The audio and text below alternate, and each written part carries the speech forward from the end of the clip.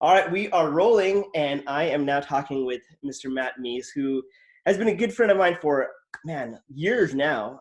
Yeah. As we met, well, this was during the BYU days when Matt Hmm. was doing Divine Comedy. I never was in Divine Comedy, but we happened to do a video together um, about, And what a video it was. gosh, it was Well, powerful. It actually, it was, was like a series of videos, but it was like one video chopped up, right? That's yes, what it was, yeah, exactly. And it was about Cosmo, the right? mascot for BYU. I just remember getting slapped a lot in the face. You just slapped me over and over, and I realized then that we need to have a good friendship because Yeah. Otherwise, yeah, the you're gonna slapping, build a lot of resentment. yeah, exactly, a lot of anger. But was that the first time we met? I kind of feel like we knew each other before, but that might have Um, been the first time we did like videos together. yeah, because like our social circles were very. There's a lot of like overlapping Venn diagram kind of thing going on there. Yeah, for sure. I mean, I think back in the day of Divine Comedy, there was like Joel Hilton, Lil Rubio, John. Hmm. Like those were the friends that I always hung out with, and I think Right. came on board and we're doing some stuff there. And Yeah. I just remember going to some of your shows, and they were just so funny, and you just had like such a dry sense of Good. humor. Uh, I just loved it, and so it was awesome. Uh, Good. Good. Yeah, we definitely enjoyed doing it. I don't think I've ever enjoyed performing more than I did when we were doing Divine Comedy. There's yeah, just like nothing like it, you know. Those the audiences were like big and energized, yeah. and they're live. There's like 900 people there, right? Like there were like a huge amount of people Yeah, yeah, watching just the show. ridiculous. Um, And we're throwing glow sticks out there and throwing out candy, so it's like it's just stupid fun. It was yeah, really fun. it's like it's kind of like working your life go from there. I know, right? How did you get involved in comedy before? Like, did you do it before and then you decided Divine Comedy, or were you like that was your first go? um, And yeah, Well, I mean, I was always interested in performing. Like since I was a kid, it was like the first thing I really wanted to be was an actor. oh, cool. Um, so yeah, so like I was always interested in it. Um, but it never seemed like a logical career choice. I felt like Yeah, weirdly guilty about wanting to do it as a living. yeah, So I would just do it for fun, and then yeah, I don't know if it.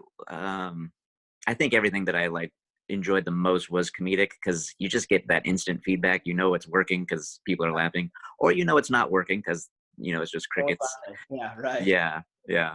So high risk, high reward, I guess. But yeah, I started doing a little bit in college. Just like I took like an acting class, and then Mm, um, they were like, "Oh, we do these little plays on campus, to give the directing students some practical experience." uh-huh. So I went out for some of those plays, auditioned, and yeah, we did some comedies and we did some dramas, and I liked the comedies more. Yeah, And then I was like, I should go out for Divine Comedy because it looks like they're having so much fun. yeah. And yeah, that's how I came to be there. Well, I'll tell you, like you were a highlight. I remember. Mm. I don't know if it was like Divine Comedy second generation because it'd been going around for a while, but Yeah, long time.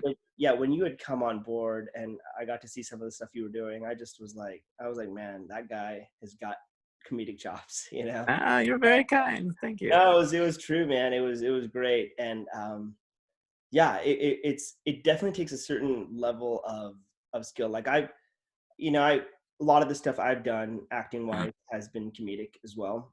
yeah. Um, but I never did Divine Comedy. Like I did try out for it, but I didn't make it, and it's totally fine. It takes a certain type, I think, to do like that sketch comedy type deal, and I feel that if I worked on it, I could have done it, and maybe it wasn't really my passion. My passion was more like longer form, like TV show type stuff, Yeah, movie type yeah, stuff. But I yeah, loved it. I loved what you guys were doing, and yeah. it was just Well, and it's interesting too, like there's a number of people like Jeremy, he auditioned I think 3 times oh really? before he got in. Jason auditioned twice. I think James did twice. So it was just like it wasn't necessarily like, oh, you either have it or you don't or whatever. It's just kind of like what does the group need that year, and Mm, who's on the judging panel, things yeah, like that can Yeah. What did we eat that day? It's frightening to think about the So, lurking variables. yeah. Well, it's. I feel like that's like the name of the game, auditioning, man. And like Yeah. on any given day, you could either really kill it or not kill it, and You must have a lot of experience with that, right? Like out in LA, just yeah, for sure. I feel like I've done probably like over 1,000 auditions or so. no kidding. Oh Yeah, my gosh. so many auditions. And it's like, and my buddy Adam gave me some great advice. He's like, you can't, you might not be able to win the role, but you can just, if you just win the room, if you just go in there Uh-huh. and you have fun, Yeah. if you don't get the part or something, as long as you had fun Yeah. and you left, then you got something out of it. Right. Yeah. It didn't just take from you. I know. um, Yeah. I heard this thing that Bryan Cranston said about auditioning. I don't know if you heard. He was just saying like at some point in his career, he decided that he was just gonna like go in and give a good performance. That was always the goal. It's like if I get the part, that's a bonus. But I'm going in there to just give a great performance. I was like, oh, that's cool. I like that mentality. Okay, not only do I like that mentality and that video, that was the exact video I watched before my very next audition for Oh, Silicon really? Valley, which I got. Oh, no kidding. I Oh, I see, it applied that works. exact. It totally worked because for so long I've been trying to be like try to like portray this character or that character. Well, the truth of it is like when you're doing an audition, you have very few like a little bit of time to like learn your lines and learn the character Uh-huh. and all that stuff. I mean, it's Right. Yeah. brand new, so you might as well just kind of bring you to it, right? Yeah. It might not be what they're looking for, but at least when you're kind of being yourself or bringing your voice to it, Uh-huh. um, they have more of a you have more of a stronger chance of a stronger direction or whatever you want to call it. Yeah. Yeah. And then if you get the part, then you can work on refining it and finding the right Hmm. voice for the character. But yeah, I love that video from Bryan Cranston. Like that was a Yeah. huge inspiration for me. So That's awesome. That's that's, really cool. I'm glad you in that video because that's the exact video that inspired me. That's It's amazing. cool to see that it works. Yeah, Like, it totally did. It was amazing. yeah. Uh, but one of the things I love that you did, which I'm trying to do in my own life, is Mm, you took the principles and ideas from Divine Comedy and you said, okay, you know what? Let's create something. Let's create something yeah. that can maybe sustain us and whatnot.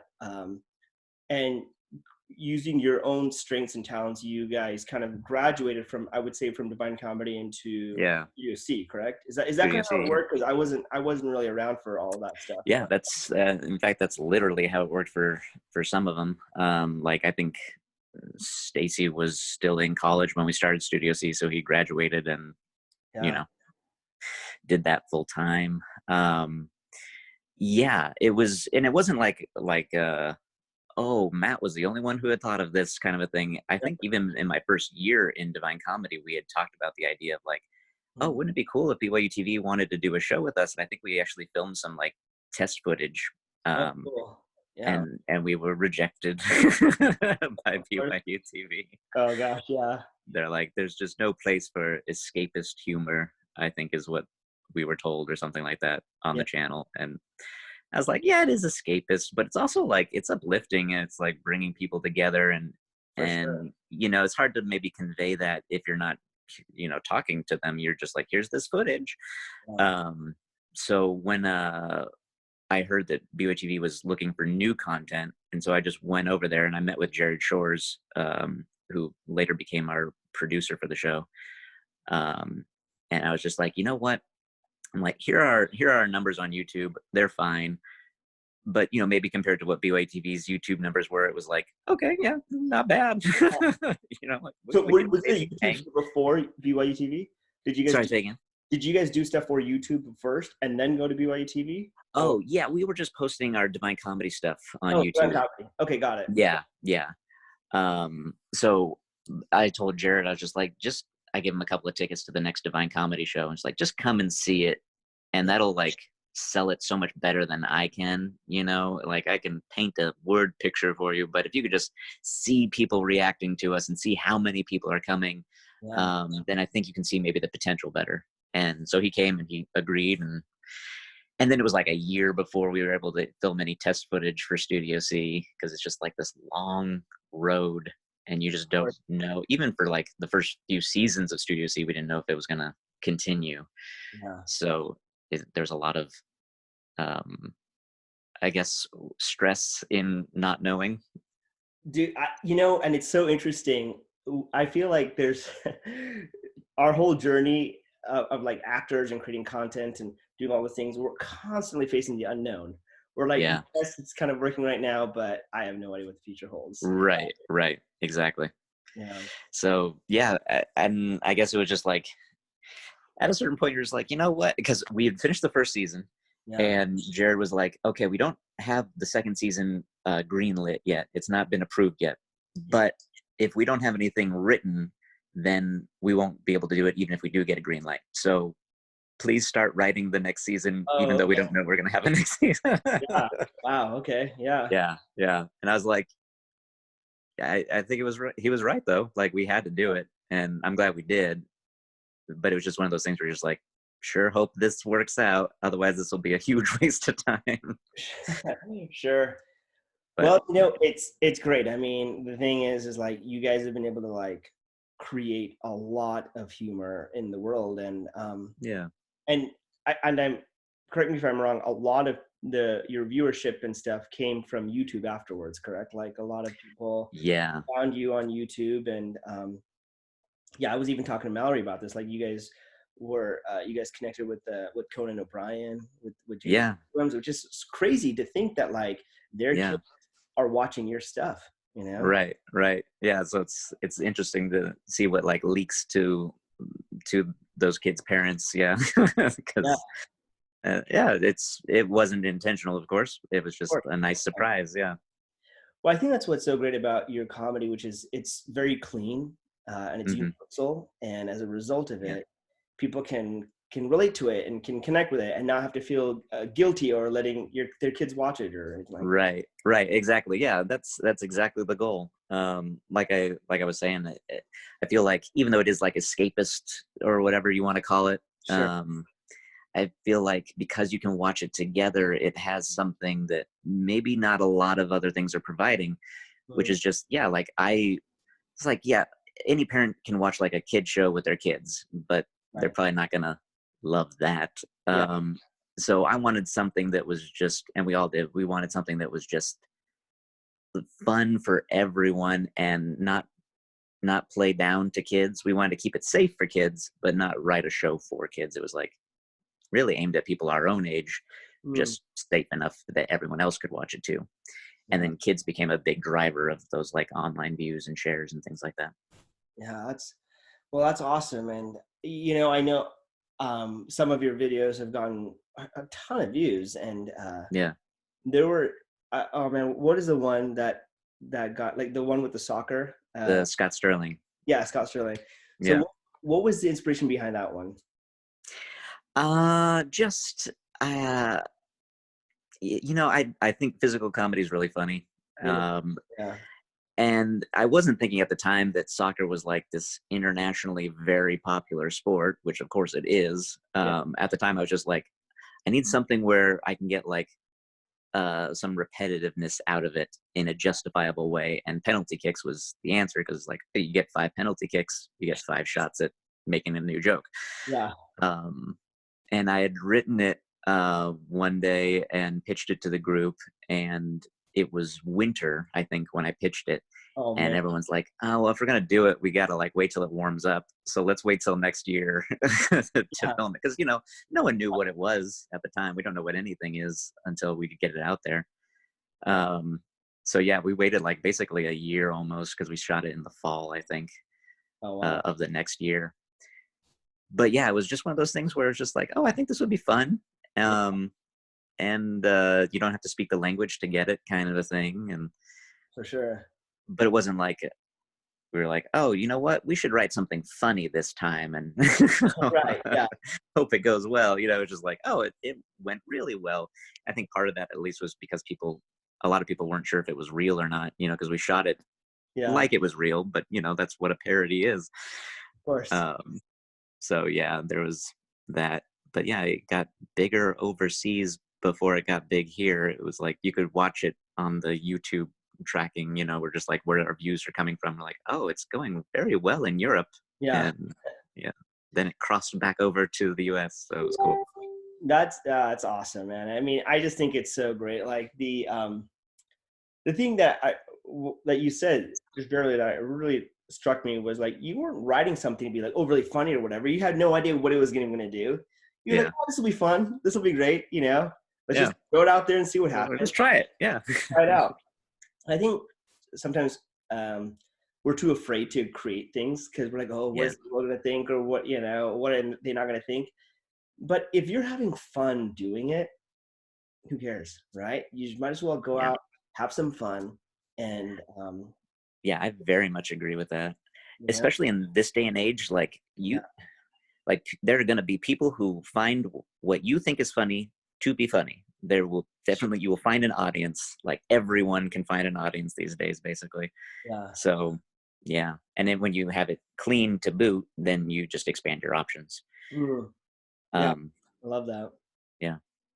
Um, I was, oh, sorry. No, go no, ahead. you go ahead. Okay, I'll go ahead. Well, I always, I used to teach a sketch writing class at BYU for a few semesters, and I would always start the class with this story. I doubt it's true, but I believe that the principle at least is true, Sure. that there was like this teacher who taught pottery, and he decided to grade the students based on like their best pot one semester. It's like whatever your best pot is, that's your grade. So if you Yeah. make a pot that is just beautiful on day one, you can get an A for the class. Okay. And then the next semester, he graded them just based on the amount of uh, like the poundage of pots they made. So if they had 50 pounds of pots, Wow. it doesn't matter if they were like good, bad, ugly, doesn't matter. They just needed like 50 pounds worth of pots. At the end of the semester, they would get an A. But the students in the second semester had better looking pots because they weren't trying to make one perfect pot. They were just making lots of pots. They were just Oh, doing it over and over again. yeah. And they would just learn things that the first group never did because they weren't making nearly as many things, but they're just like learning by doing. And I think that's why Divine Comedy was so awesome for us, because for years that's what we did. We were learning by doing, and we had like an audience giving us feedback all the time. Yeah. So you could just keep trying things, testing things out. But at the end of the day, you're still guessing. Like you are. You think, oh, here's the joke. I hope it will get a laugh. Let's see if it does, sort of a thing. But you get better at guessing, right? You just Yeah. that skill improves, but you still are guessing. But in your timing is better. You're trying to Mhm. make different things out. I love that. I think that's a great principle. I took an acting class in LA where the whole thing was all about doing drills over and over and over and over. Hmm. And what was interesting though was um, when you finished the drill, the you decided when you were done, basically. Like Oh. you would keep going and going and going, and then when you're done, the only feedback that your partner could give you is good. And that's it. It's like it was a very interesting way of learning, right? Yeah. Because the teachers are like, look, art is subjective. It's very Yeah. subjective, and we feel like the only way people will ever get better at their art is just by doing it over and over and over again. Yeah. So why overly criticize something? Yeah. And That's and interesting. I liked that technique. Did you? I really did. I mean, there were certain things that I didn't like about it. I mean, we didn't really do scene studies and all those things as like Uh-huh. other classes would. But what I liked about it was you decided when you felt good about, yeah, Yeah. I feel good about this, and you had to be honest with yourself. And if you and so their whole Yeah. rule is like whatever you decide to do, commit 100%. I like that. But then you make the decisions and you decide, and so you can keep practicing drills over and over, and you might not ever get done, and that's okay.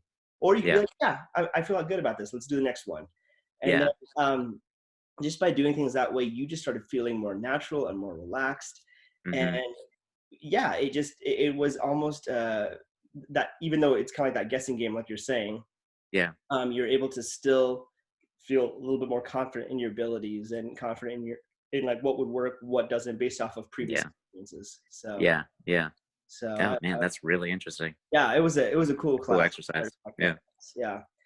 Now, one of the things, Matt, I love about you is you, ever since I've known you, have had like a very level head, like a very like a grounded approach to things, and I mean, despite what your characters are, I know who you are. Uh, but um, but especially because like you guys have seen tremendous amounts of success, and have seen a lot of exposure, and people have really enjoyed your work. But still, despite all of that stuff, you have maintained like this humility and this very graciousness about you, and you're very kind to people that approach You're you. very kind to people. Thank you. No, it's true. I mean, I don't know. And so I guess what would you say has been the key to that? How have you been able to like not let things kind of go to your head, but just say, hey, you know what? This is all good and fun, and thank you so much. Yeah. Yeah. I think there's like a number of things that help contribute to that for sure. Yeah, But when you like, I think especially in like YouTube, when it's like, oh, Scott Sterling did so well, it's like it's got just tens of millions of views. It's being really well received, and then you see like the sneezing panda video, and it's got like twice as many views or something. You're like, sure. yes, yes, okay. It's Yeah, yeah, nothing great here. We're just adding to the zeitgeist, yeah, and that's in and of itself, I think, like, cool that you're just contributing something, and it doesn't matter that it's like got a ton of views or not a ton of views. And I think I wrote like the best and the worst sketch of that season that Scott Sterling came out, like Scott Sterling be the best, and then I wrote the worst one too in terms of views. And it was just like, yeah, this is the game. You're just gonna make stuff. And um so I think that helps when you and also just the idea is like, granted, like, we have an audience who watches us outside of Utah, but it started in Utah for sure, and that's probably where the biggest audience base was, maybe still is. um so it was always just a reminder. It's like, it people watch it here and they might know you here, but you go somewhere else, like, they're not going to know you. But if you're like Chris Evans or something, anywhere you go, you're going to be, recognized and seen as like, man, that is crazy amounts of fame. That's like real fame there. And so we always felt we were just like, yeah, what we do is like always going to be on like a smaller scale than anything like big time. And more I became really happy about that, because I I can't imagine going somewhere and having the entire place know who you are. Like, dude, we'll it's go it's somewhere. it's Oh not, yeah, it's not fun. I mean, not that to me or anything, but I am actually friends with some celebrities, and yeah, um, they have to be homebodies. They have to be yeah. like the way when I connected with them, it was in their home and kind of private, Uh huh.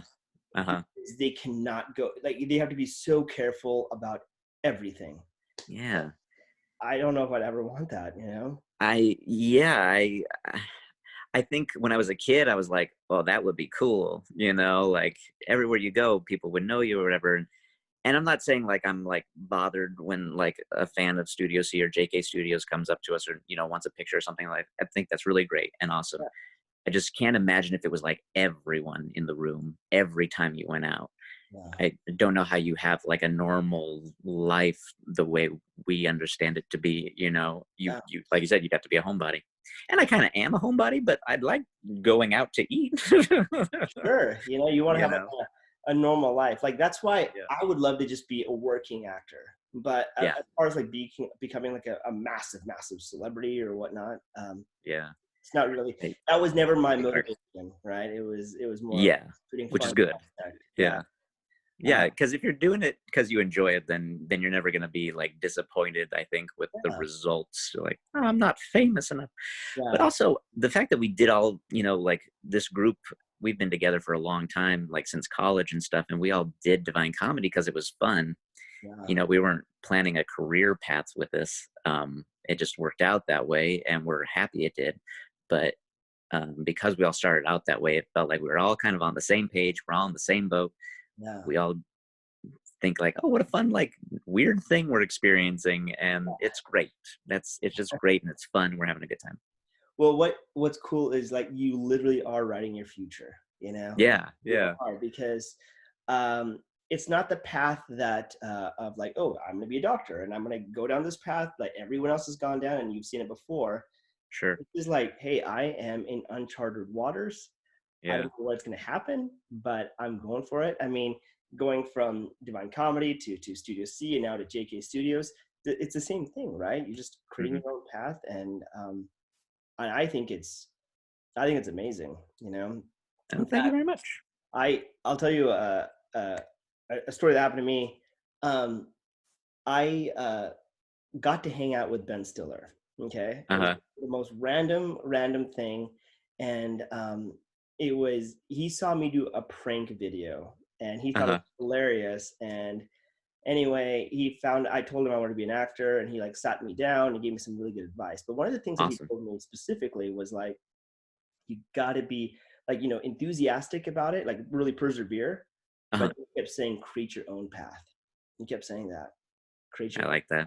and Yeah. I loved it. Like it's been such a great advice because yeah, I feel like I have, and even though I don't fully know what that path looks like, it's okay Uh-huh. because I can create that every day, Yeah. and No, it I turns love and that. stuff. But you never know Yeah. what's gonna be the outcome of it. But as long as you're having fun and enjoying it, you can kind of you can say, hey, this was a success because I had a good time. Right. So Yeah. No, I totally agree. Because I feel like the path that we all took to get where we are with JK Studios and Studio C, like yeah, it wasn't like a recommended path, it's like, yeah, sure. go to Provo, Utah and do comedy, and then you'll be able to have your own show where you get to write the stuff you want to do, Right. keeping whatever standards it is that you want to be keeping, and things like that. It's like, yeah, that's not a recommended path Hmm. for what we do, but it was the right one. It was the one that worked for us. Yeah, no, that's awesome, man. That's great. Yeah. So I guess the last little bit of this I want to talk about is, we're all facing an uncertain time being in quarantine, and Sure. a lot of things have like shut down and everything. And I would say, what would you say is like the key to having joy during this time when you are like in a very, very uncertain place in life? Yeah. That's a really good question, and I doubt I have, like, I don't know, anything very profound, but I do think that, thinking about, like, your blessings, if you will, like the things that, like, that you have that are really good in life, I think help a lot, because I don't know, it just puts things into like a bigger perspective, as opposed to just like right now this thing kind of, Yeah. is really hard, or this feels very challenging.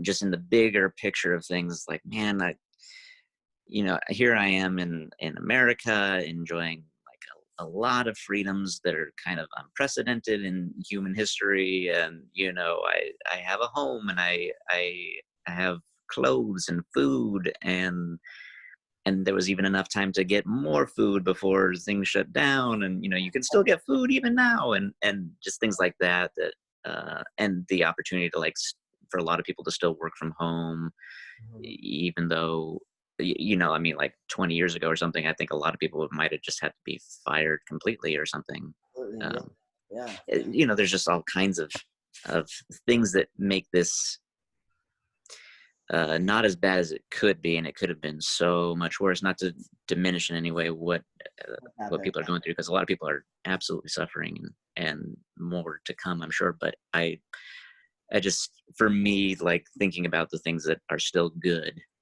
Mm. and with a lot of hope that things are going to get good again as we continue to, like, you know do what we can to help flatten the curve and all that. I feel like that helps me. Yeah, I love that. Like the idea of gratitude has always been something that has resonated with me because Mhm.